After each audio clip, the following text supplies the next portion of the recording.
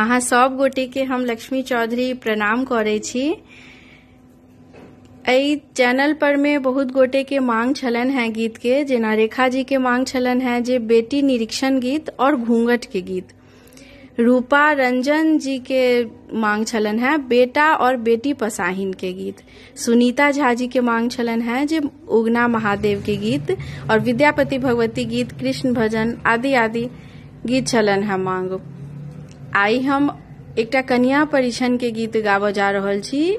क्षमा चाहे छी जिनकर मांग छलन अखन हमरा नाम ध्यान पर नहीं आबि रहल अछि।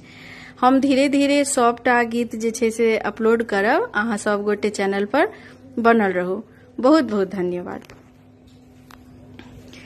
चलू चलू चलू सुहबे नहु नहु आंगन हे, चलू चलू चलू सुहबे नहु नहु आंगन हे, बांसक डाला सुहबे बांसक डाला सुहबे, रखनौ सजाई है बांसक डाला सुहबे, रखनौ सजाई है।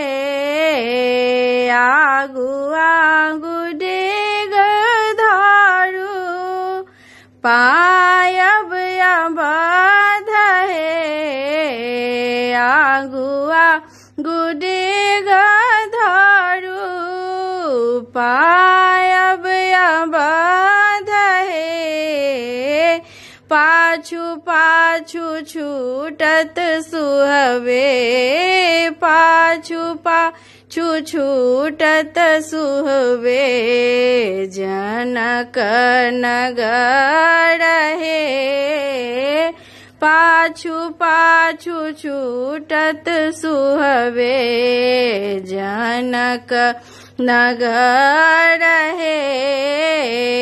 भेटती कौशल्या मैया पिता दशरथ है, भेटती कौशल्या मैया पिता दशरथ है, मनहि में मातु सुनैना मनहि में मातु सुनैना, मनहि जनक है मन ही में मातु सुनैना, मनहि जनक है।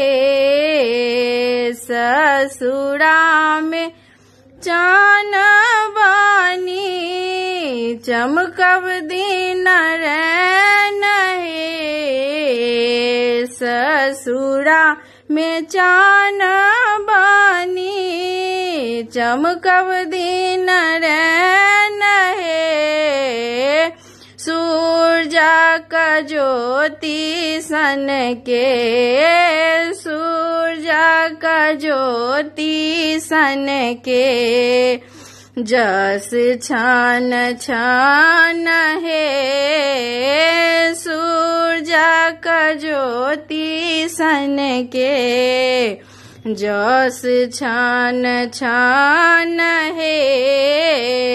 चलू चलू चलू सुहबे नहु नहु आंगन है, चलू चलू चलू सुहबे नहु नहु आंगन है, बांसक डाला सुहबे बांसक डाला सुहबे, रखनौ सजाई है बांसक डाला सुहबे, रखनौ सजाई है।